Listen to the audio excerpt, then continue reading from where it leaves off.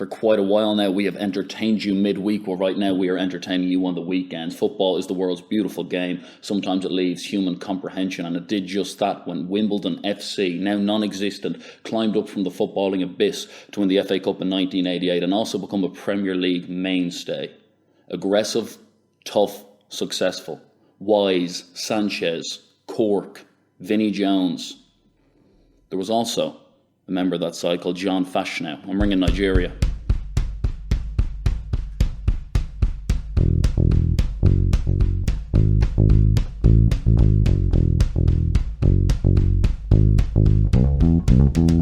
The sinking sand of despair, the smell of dread in the air. I'm head to toe in my own fear. I'm going to die, no need to cry. How are you, John? Can you hear me? Yep, I'm good. I can hear you well. Welcome to episode 78 of the Michael Anthony. Thank you. No worries, John. We're very happy today to be joined by footballing legend and TV personality, the iconic Justin Fashanu. Thanks for joining us, John.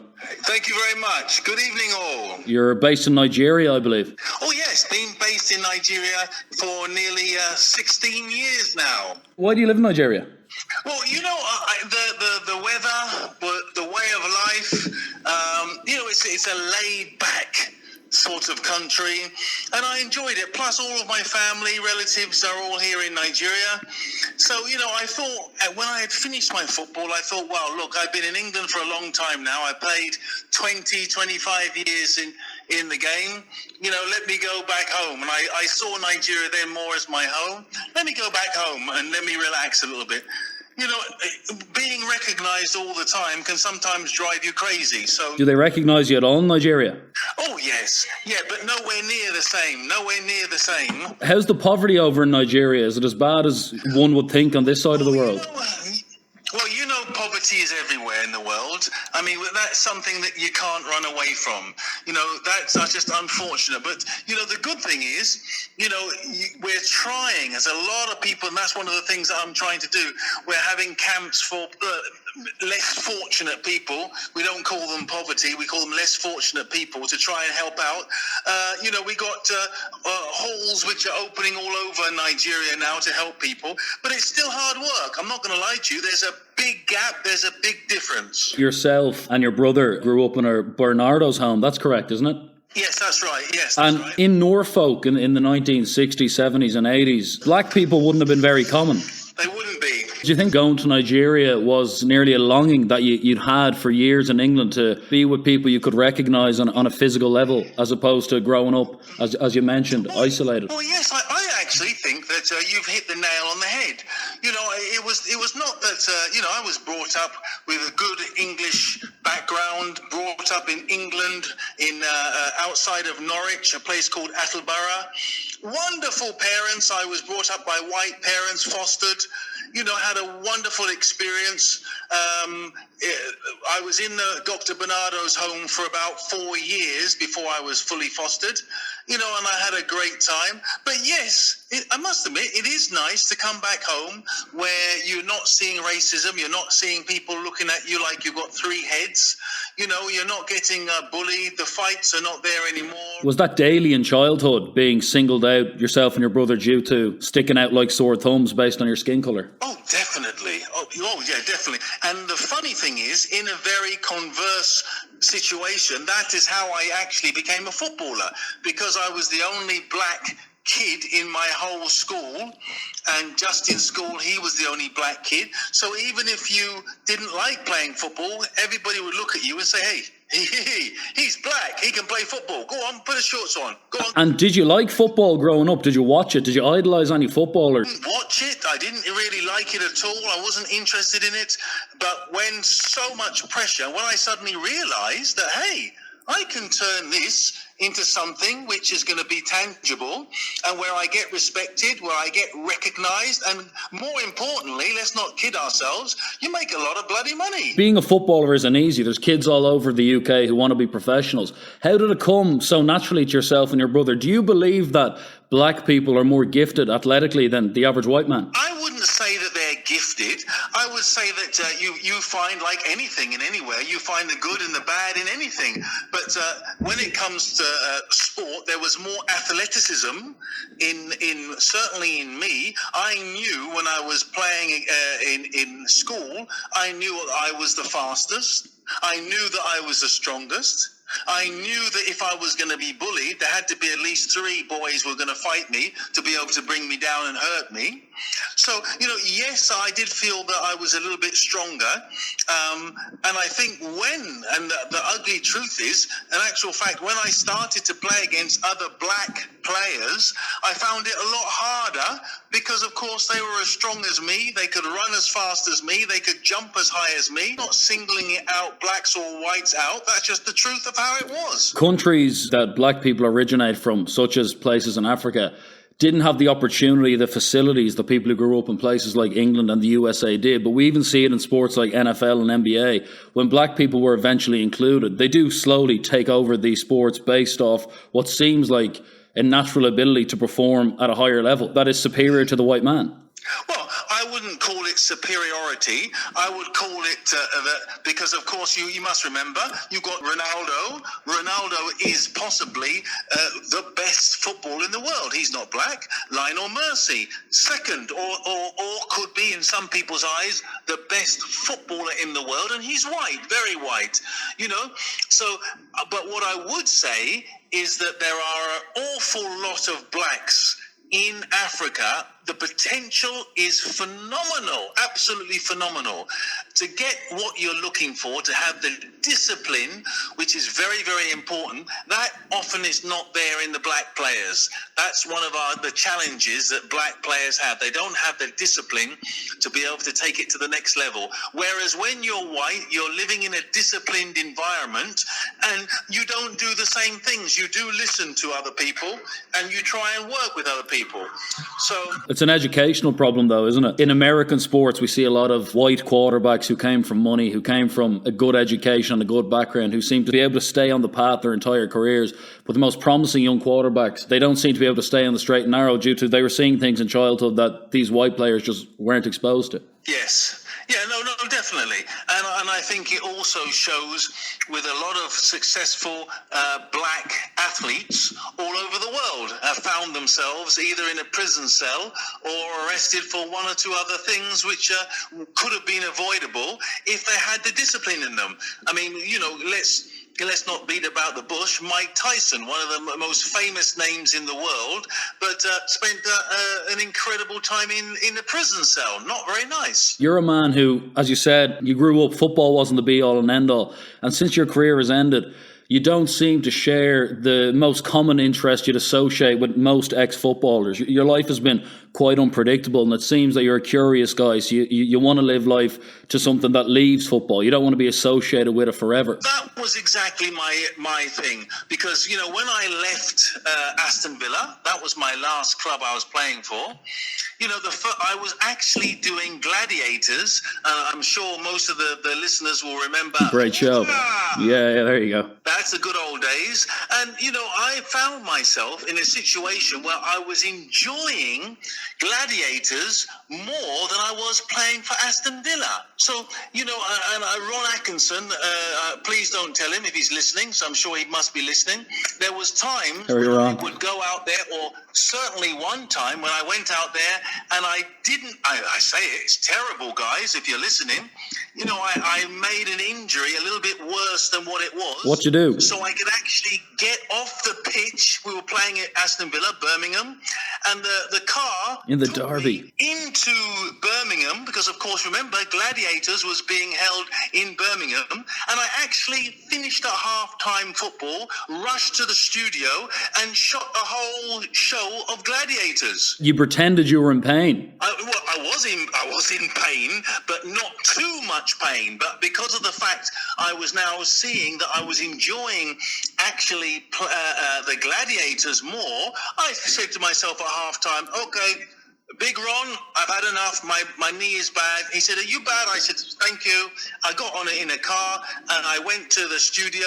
I got there just in time to shoot a whole Gladiators show. A lot of people who dream of playing football never get the opportunity. would never even consider something like that. But do you think that sometimes, did you want notoriety as well as football? Because your brother went before you, was an unbelievable young footballer, an unbelievable young prospect. Did you want to be revered? Did you want to be famous? Do you like headlines? Well, let's put it this way. From the day Justin became the first black £1 million footballer at 17, the name Fashanu became known throughout the world. So whether I liked it or not, I was already famous. What I was able to see watching Justin, as of course my close brother, was the way that he spent money, and money never came back. Spending colossal amounts of cash, money on cars, on different things, on friends, on this, on houses, and of course became broke. So my objective was to make sure that I secured myself and my family so I didn't get myself into a position like Justin. So I realized I had to be multitasked, multifaceted. It wasn't just enough just to be a good footballer. I now wanted to be a presenter as well. And on top of that, I wanted to do boxing and martial arts and all these different things to cover my back. And it all worked out, we thank God. Was Justin, ability-wise, a better footballer than you? Do you want me to tell the truth or can I lie? Tell the truth. Yeah, he was a better footballer than I was. He was a better, but you know, he was stronger than I was. His ball control was phenomenal. Remember, he's just 1 year older than me. Yeah. So, you know, may his soul rest in peace. If he was alive now, I would swear that I was actually the best player. His goal he scored against Liverpool and some of the other goals have been absolutely superb. You know, and I still today watch them on my phone, and you know, you've seen them 1,000 times, and you will still say, "Wow, the guy is crazy." Were you at all, because you obviously relied on each other a lot based on the fact that you were the two kids in the family that were, to not dress it up, given away based on the circumstances of your mother, who I presume tried her best and was doing what was best for you guys. Did you rely on Justin a lot growing up as a child? Was he a mentor to you in many ways? This is the catch. This is the funny thing about the story, because when my mother gave us to Barnardo's, Dr. Barnardo's, and let's get it right, she didn't give us to Dr. Barnardo's. We were taken away because she couldn't actually manage with all the children. And we were the youngest too, so we went to Barnardo's for a few years. It was a situation where, how do I say this, where I thought Justin, for as far as I was concerned, he was my meal ticket. He was my everything. You know, I would follow Justin everywhere. We had a wonderful, close relationship. And then it started to become toxic. It started to become sibling rivalry. And I'm sure many people out there who are listening have given their brother a punch on the nose, or sisters have given their sister a slap or whatever. You know, it does happen. But our confrontation was becoming more and becoming more vicious, and it was getting to an extent where we were not comfortable together. This is something that dominates the headlines, especially back in the UK and places like that, because these social issues are becoming so important. And you're somebody who's seen this firsthand, and Justin was an innovator now, the way the modern world's gone back, looking back. You'd be someone who's very well equipped to comment on this. Do you believe that homosexuality is innate? Do you believe it's something you're born with? And in childhood, will there be any kind of signs from Justin that you would have seen, okay, yeah, he's a different sexuality to me, or what the social norm is? I don't believe that being a homosexual, I don't believe that it's something that you can suddenly change. I believe that you're born with it. Yeah. So Did you know growing up that Justin was possibly homosexual? Well, you know, to think that a young, virile, strong, hard man like Justin Fashanu was going to come out and say he was gay would never have crossed my mind. That was, you know, the last thing, having been slapped and punched with Justin several times when we get into our confrontations. Even when we are playing, we would fight like warriors.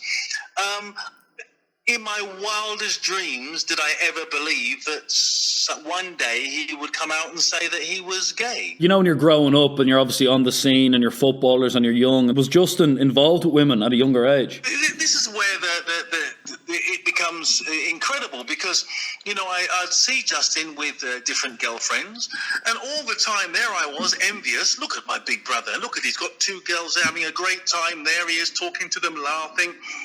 You know, there he was driving an open top Mercedes, having a time of his life. And that was never on our minds. That was never the first thought that he could be gay. You know, and I remember very vividly going to the PFA dinner, National Football Association, the dinner in London, where all the names were there. You name them, they were there. Kenny Dalglish, all the boys, everybody was there. And one of the players, one of the Irish players, came up to me. It was a friend of mine before, and he said to me, "Hey, your brother's gay." "Hey, what?" I said, "What, are you crazy?" I said, "That's the biggest insult you can ever have." And I gave him there and then, straight away, I pushed him up. I never forget it. I pushed him up. We were in the toilets there, and I pushed him up, right up against the mirror. And I said, "Don't ever say that again, bro. Don't ever say that." Because I saw it as a slur to my family then. I never thought about that at all. So obviously, this was something that other footballers, other people knew about, but I didn't. And Justin is someone who's often accused of, in his late days, making up lies or looking for headlines. Do you think that was just the manifestation of somebody who was just so grossly misunderstood? Do you think that he was just clutching on straws from so much time in a place that he was not able to explain himself and was just basically subject to accepted prejudice at the time in society? I think he was looking for an easy way out, and an easy way out was to get to the newspapers and let everybody know. And, you know, he wasn't accused of telling lies. He was telling lies. You know, some of the stories that he had, and the front page of the Sun newspaper, the Mirror, the et cetera, was a whole combination of just lies and gross exaggeration. You know, listeners, don't think, "Oh, he hates his brother." No. I'm just telling you as it was. This is just the real truth. Do you think it could have been deep-rooted mental health problems as well? Because often when people aren't psychologically stable, fabrication and lack of truth is something that they tend to verbalise.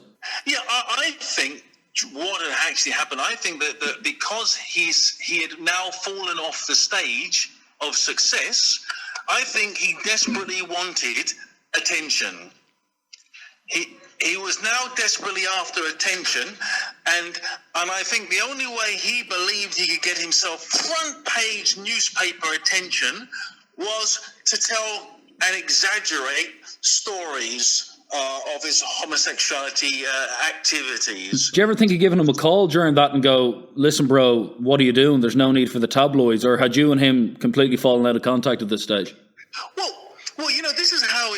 This is actually one of the good sides. I came up to him and said, "Hey, look, bro. Now I'm the star because we've both been fighting for that spotlight. Right now, I'm the one who's doing well. I'm the one who's scoring goals. I'm the one who's making the money. Now, I'm going to give you, which most newspapers will know about it. It's nothing new. I said, look, I'm going to give you a large sum of money not to say and not to tell anybody that you are homosexual, you're gay." Looking at that now, do you regret that? Do you think that he was ahead of its time, and do you kind of wish that you understood it more? Look, you know, it was the worst thing and the most stupidest thing that anybody could have done. And it's certainly bigotry. That is it in your face. And, I feel so sad that I was such an idiot and a plonker to even think like that about Justin being gay. But let's go back 15 years and see what you were doing 15 years and see what some of the listeners were doing 15 years. Crazy things. And the money you were offering him would have been equal to, let's say, the money he was getting offered by the newspapers to come out as gay. Oh, well, in that case, I was offering about, it was then about £150,000 I gave him in the end. So it kind of suggests that maybe him breaking the story of being gay and publicising it, that wasn't for attention. That was a guy trying to get something off his chest. Oh, yes. Oh, yeah, definitely. Definitely.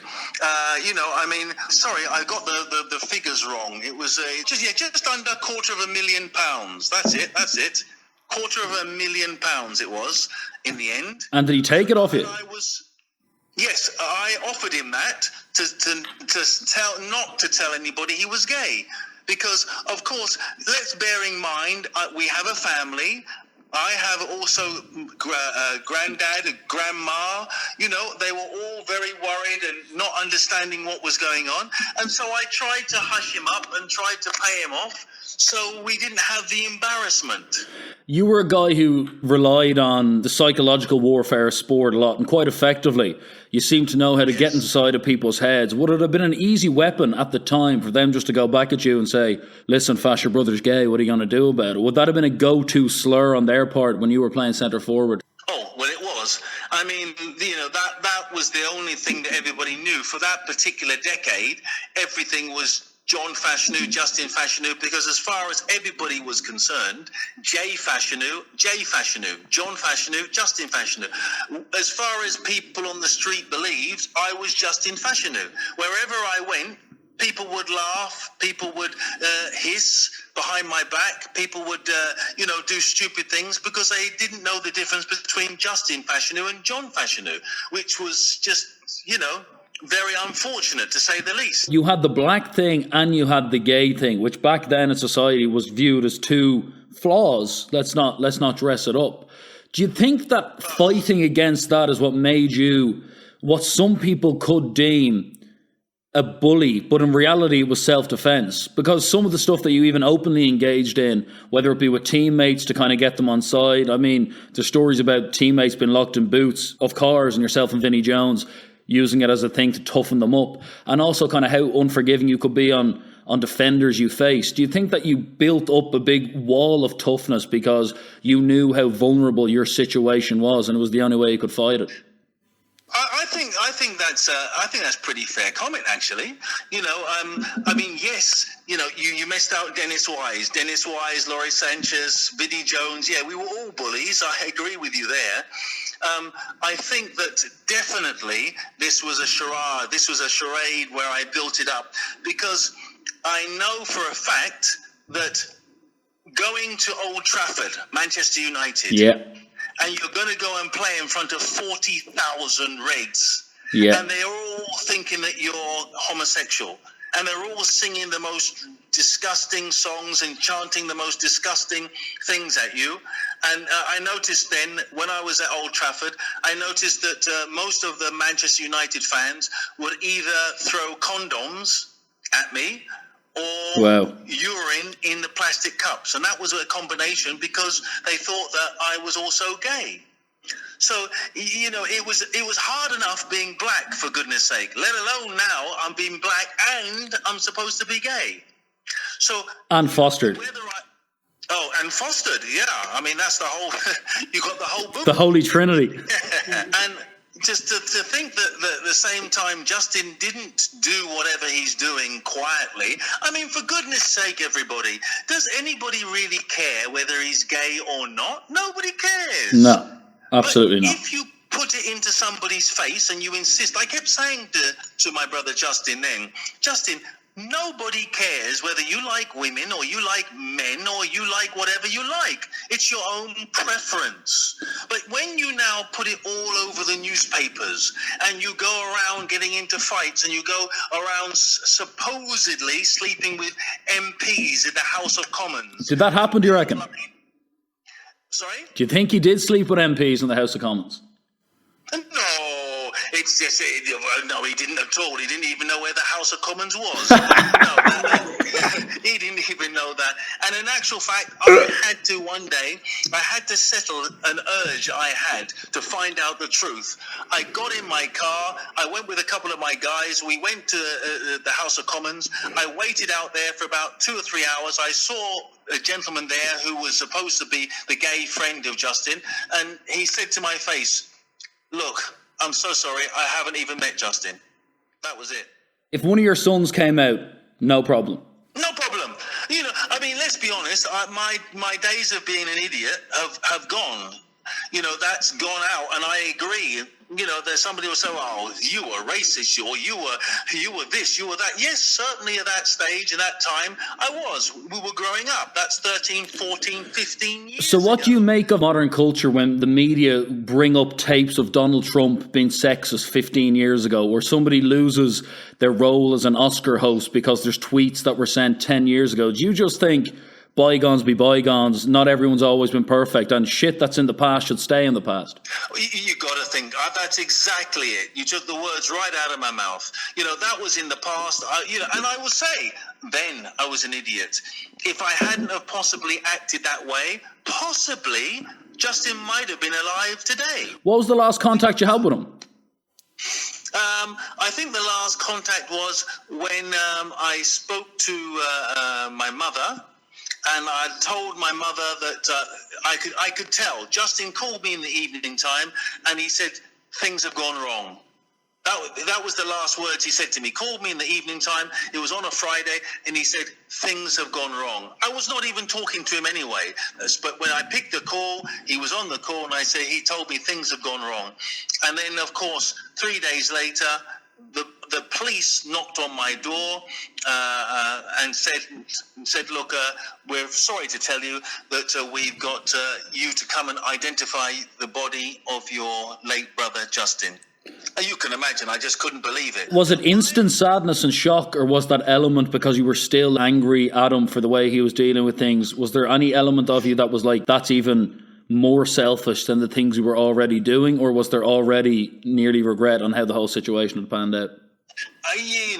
There was that was the way it was going, because it was another in America, a false charge of child molestation.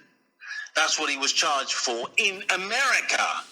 And, to get himself into all this trouble, all these different trials, and, knew that my mother had cancer of the breast at that stage. I was trying to protect her with getting rid of front page stories all the time. And, it was not, I'm not going to say it was a relief. But no, certainly not. My heart dropped. Of course, I was very, very sad, very, very disappointed. But I was very confused, because I wasn't sure whether now it would leave my mother and my father to be able to live a little bit longer. Unfortunately, a year later, on the same day as Justin's birthday, my mother passed away. And so we lost out both ways all over.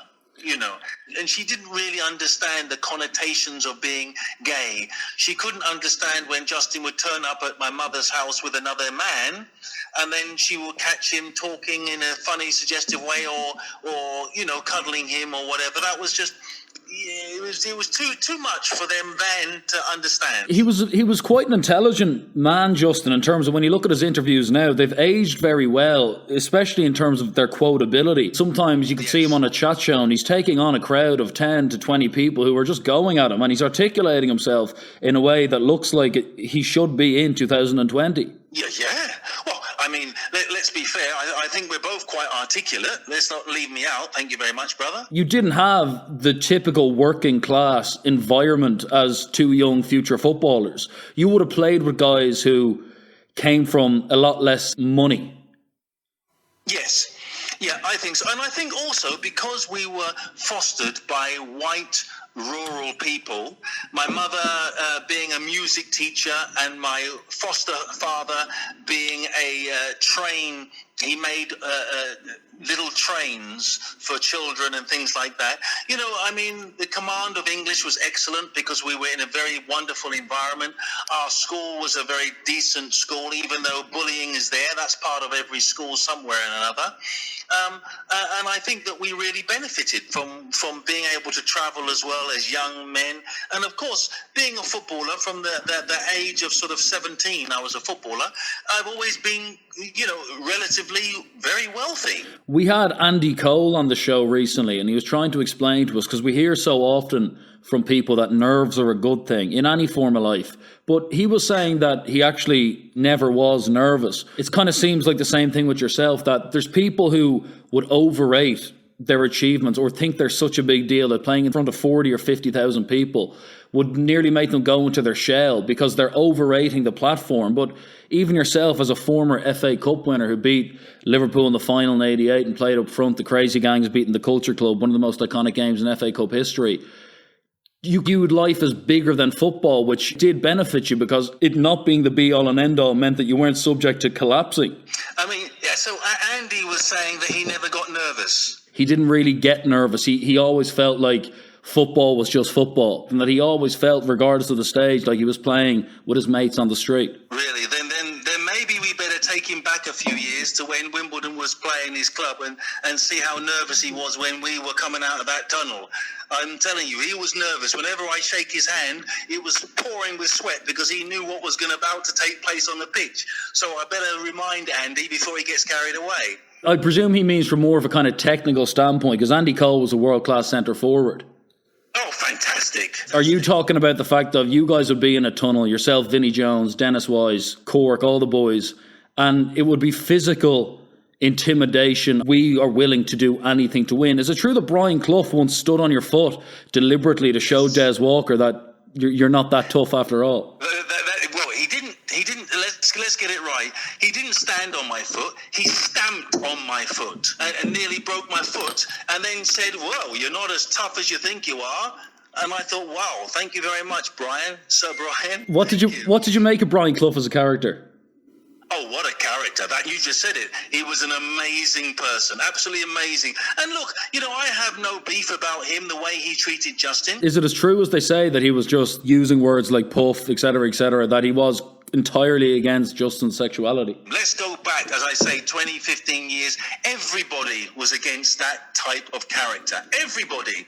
This was something which it was not known. To say that you were gay, your head would be on the chopping block. It's difficult sometimes when I speak to somebody. I've spoken to people, they come up to me, "Fashanu, I hate you." I said, "Excuse me, young man, why do you hate?" Want to find out. "Well, because you hate gays. Yeah, you hate." I said, "Whoa, no, I misunderstood homosexuality and I misunderstood gays at that period of time of 20 years ago, and that was something which we've had to all learn and grow up and learn and understand it, which has happened. That period of time, Brian Clough was also an accessory, I can say, like I was, to the death of Justin." You'd go as strong as saying that, yeah? Oh, definitely. He had nowhere to turn. Justin had nowhere to turn to.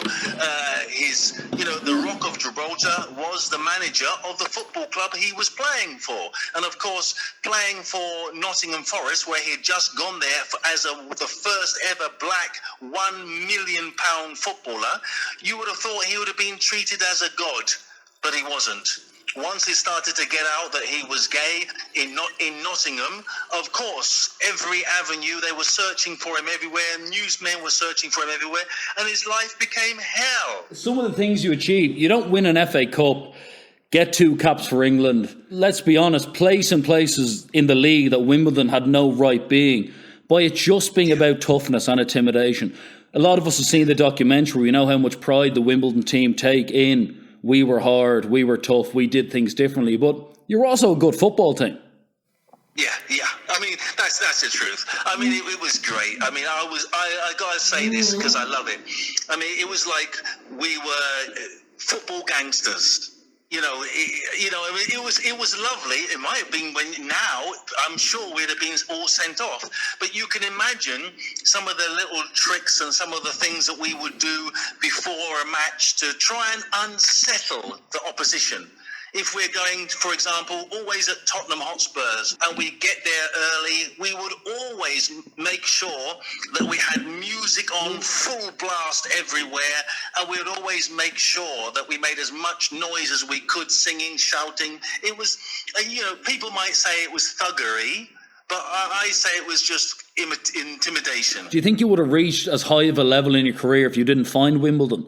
If Wally Downs and Dave Bassett and these guys didn't create a culture that really suited the likes of Dennis Wise, Vinnie Jones, they're all internationals. Vinnie Jones came from non-league. Do you think if you didn't find that particular group of characters and that exact style that you would have played for England? Would you have worked if you'd went to United, if you went to Tottenham?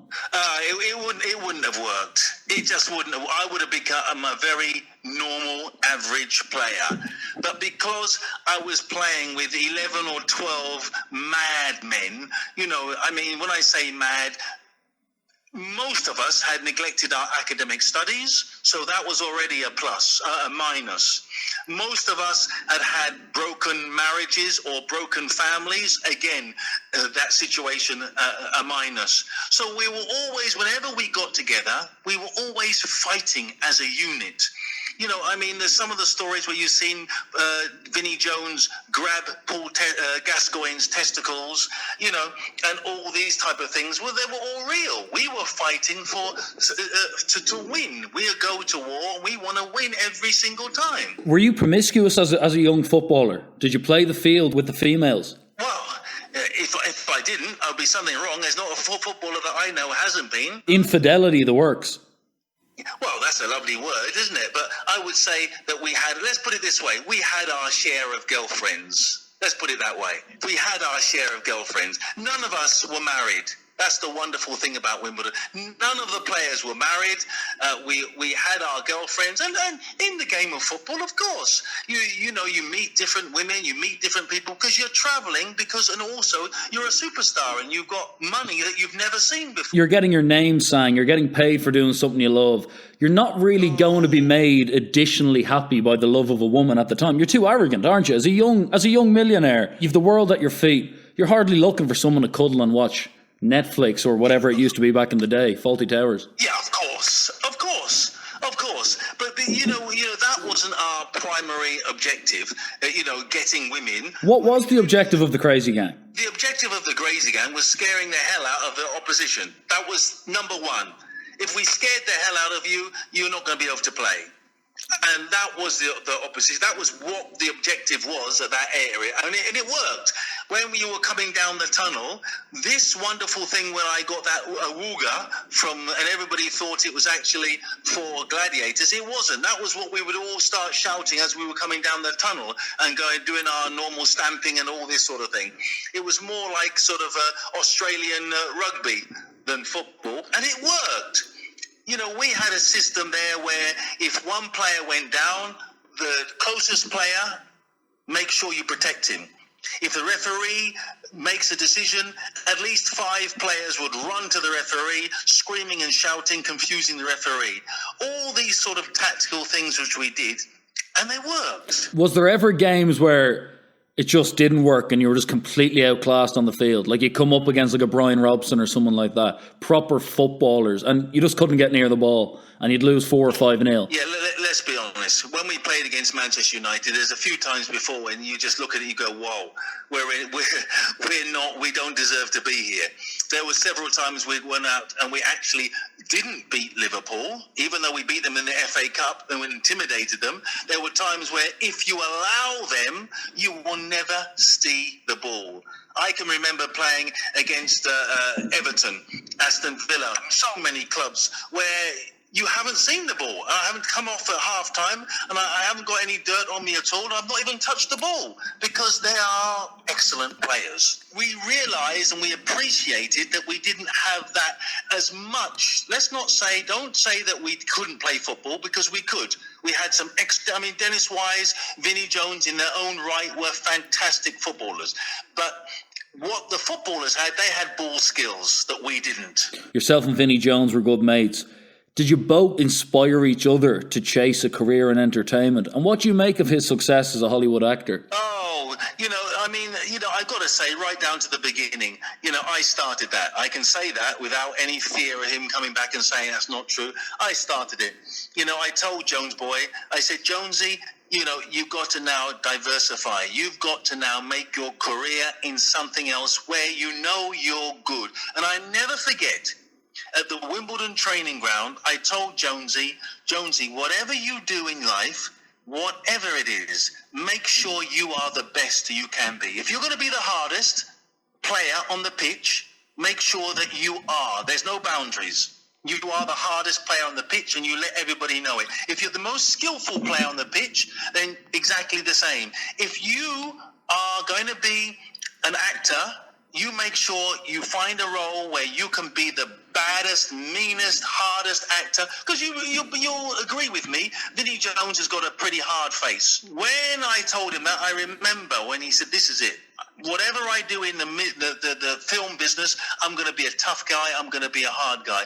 I spoke to Jonesy about 6 months ago, and Jonesy was telling me, "Listen, Fash," he said, "I've done just nearly 100 movies, films, and I've just bought my first private jet." And I said, "Well done, Jonesy boy. I'm on the trail, mate. I haven't got my private jet yet, but we're coming. We're working." Why couldn't you transition into the things like Snatch, etc., that Jonesy managed to transition into with such ease? Well, bearing in mind, I got to a level where I'd just done Gladiators for 8-9 years, massive. And of course, Gladiators was the biggest television show at that stage in England. 18 million viewers. Fully coming to Nigeria, I was actually saying, "Hey guys, I've had enough." Then, of course, Noel Edmonds did Deal or No Deal. While he was doing Deal or No Deal, I'm in Nigeria doing Deal or No Deal again, which was a massive success. For 4 years, I did that television show. So Vinny was working more in America, and of course it's different. I didn't really want that American vibe. I wanted to be back in Nigeria. I could control everything what I need to do here, and I feel a lot more comfortable here than going into New York. When I go to Jonesy, I see him in New York or wherever, I don't feel as comfortable as when I'm in my own country. You did the SAS show recently. Well, I came in, I flew in, and I did this show called SAS. It was absolutely incredible. I mean, he who dares wins. Very simple. If you don't dare, you don't win. I think that's quite simple. But it's, that's Channel 4 on at 9 o'clock on Monday. It is an incredible, absolutely incredible television series. That pushed me to the limit. This is a military operation where you have to go and do things to show, do you have what is necessary to be part of the SAS, which is military intelligence. How did you find Tony Bellew? Like a brick wall. My goodness me, he's a tough guy. He's a hard guy. I saw a clip on YouTube where you give him a dig he's not too pleased about. Well, I gave a few people digs out there. I was thinking I was still on Gladiators, so I got a little bit carried away, I think. That's what it was. Did they think you were as tough as you think you are? Well, I think that maybe it's the other way around. I mean, I'm not as tough as I think I was. I thought I was tough, but I think doing that show proved to me that I'm not as tough as I thought I was. But, I was still able to keep the facade for everybody else. But I will be very honest, that is possibly the hardest television show I have ever done in my life. And as you know, doing the Gladiators every Saturday for 8-9 years, I've met some tough people. They push you to the limit, they really do. And you got to go, you got to protect yourself, you got to work hard. And at the end of the day, I myself had, I can't say whether I won and I can't say whether I lost because I'm not allowed to say that. But I think I did very well. Your daughter does a lot of good work now for homosexuality in football. Hopefully the macho game can recognise that all sexualities are welcome. I mean, to think that no footballer in England at the top level has come out since your brother is absolutely crazy, considering that it happened over a quarter of a century ago nearly now. I mean, Amal Fashanu, who's absolutely amazing. She's just been absolutely amazing. But do you want to move into more of a social issues and football role? Nah, I'm a frontliner. I'm a warrior. I'm somebody who likes to be out there. If another movie comes on, I'm out in the movie. I've got one coming up very shortly anyway.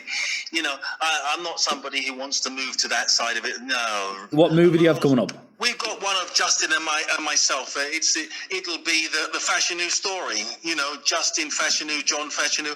You got these two black kids who grew up, who were as close as can be, and ended up being, war veterans at each other. Which is going to be an amazing movie, and that's going to be coming out. We'll start filming that when I get in. But on to He Who Dares Wins. I mean, that is, as I say before, that is something where you've got 12, I think, contestants in total. And the people who win, let's put it this way, you'll see it on Monday. I'm sure they will.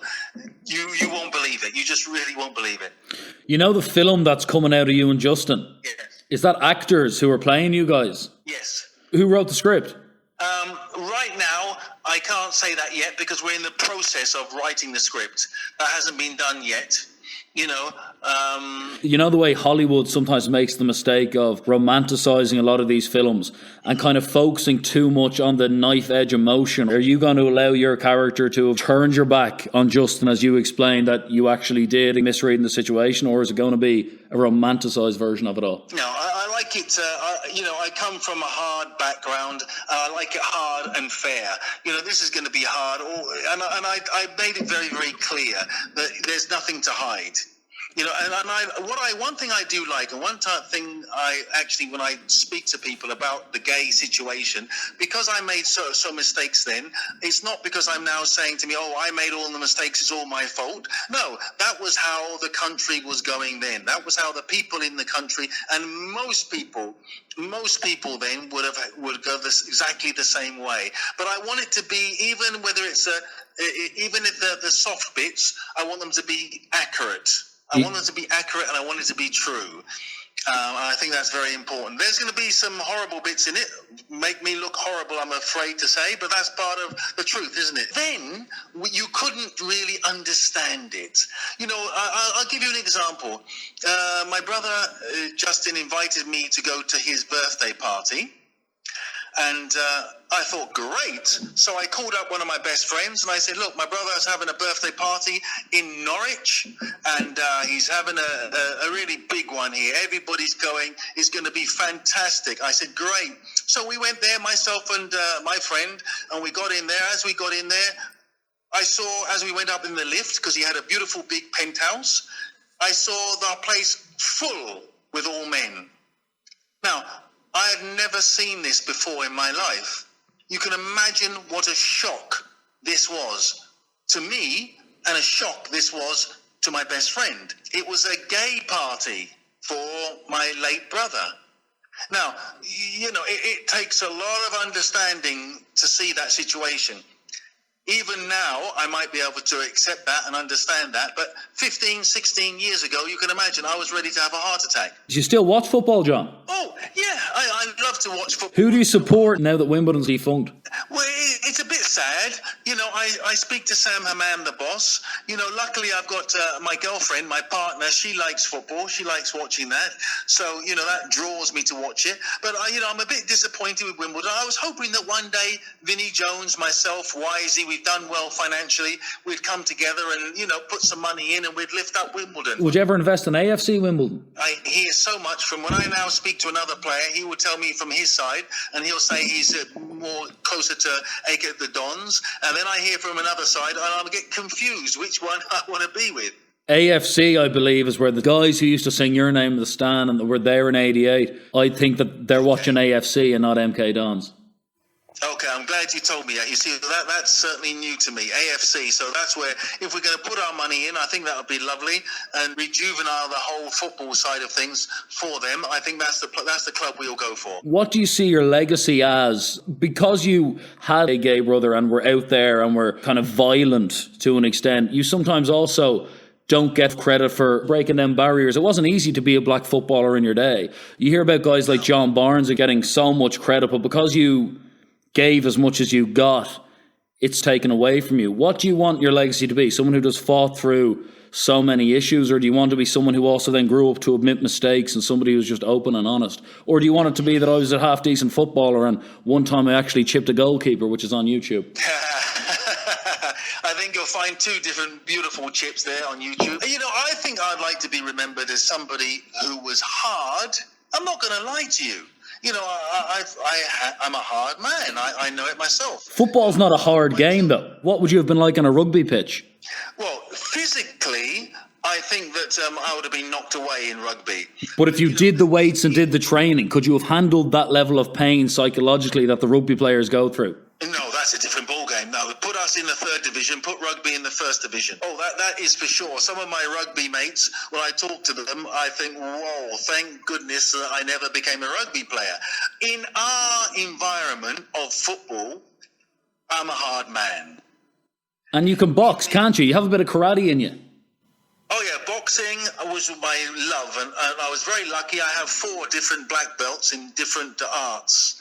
So those type of things have always, I like head-on physical situations. You still knock the head off some rugby players if you're a black belt. Yeah, I would. I'm just being meek and mild. I'm just being a little bit kind to them. You want to be remembered as a hard man within your sport who, fill in the blanks. A hard man, but he was fair. I'm hard, but fair. Ask my daughter Amal, this dad is hard, but he's fair. Do you ever deliberately injure someone? No, never. I had a situation where one of my good friends, Gary Mabbott, who used to play for Tottenham Hotspur, we were playing for Spurs. We went for a ball. I missed the ball. He hit me. I hit him in collision. His side of his face was sadly smashed, and that was a terrible collision. I wasn't booked for the referee. The referee saw that we just bumped into each other. Many people saw it as something else. They thought that maybe because you have the reputation, I'd done it on purpose, which I hadn't. And apart from that, he's a great guy, real good friend of mine. So no, I haven't ever purposely gone in and broken someone's leg. I will tell you one, Aston Villa played against Manchester United, and I was playing against a young man called Ryan Giggs. And Giggs is not a young man anymore, but Giggsy now went in for a tackle with me, and he broke my knee, snapped my knee ligaments, and that is how I retired. Now, I don't blame Giggsy for that. It was an accident, complete accident. I don't blame you for it at all. And the first thing I do as a hard man, when you're being knocked, you shake somebody's hand and, no problem at all. We move on.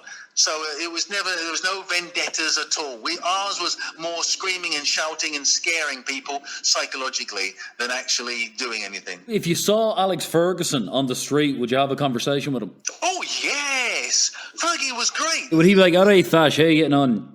Hey, no, yeah, probably. Well, actually, Fergie can get away with it. He can go a little bit further than that. Fergie, You're a dirty bastard. Some bust-ups once in a while, but he's a hard man and a tremendous manager. What can you say when he is the teacher? Do you think he's the best manager of all time? In my era, I think he's one of, because we can't say one in football, because there's many. It's like saying who is the best footballer. You can never say there's one best footballer. There's at least 3 or 4 best footballers. Messi, surely. Well, Ronaldo is phenomenal. Absolutely.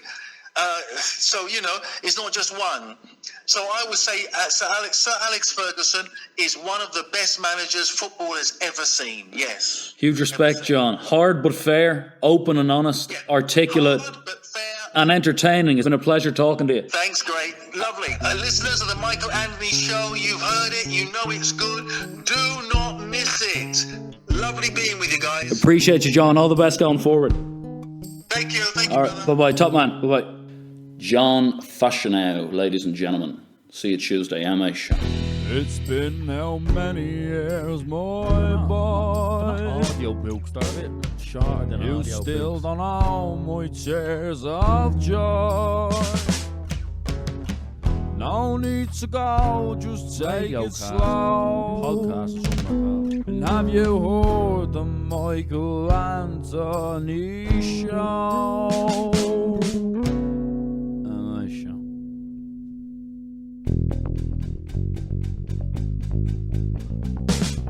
Makes me feel just fine. What's it help to see? Makes me see the light. What about those tears? Tears believe my eyes. How's it make it feel? Makes me feel alright.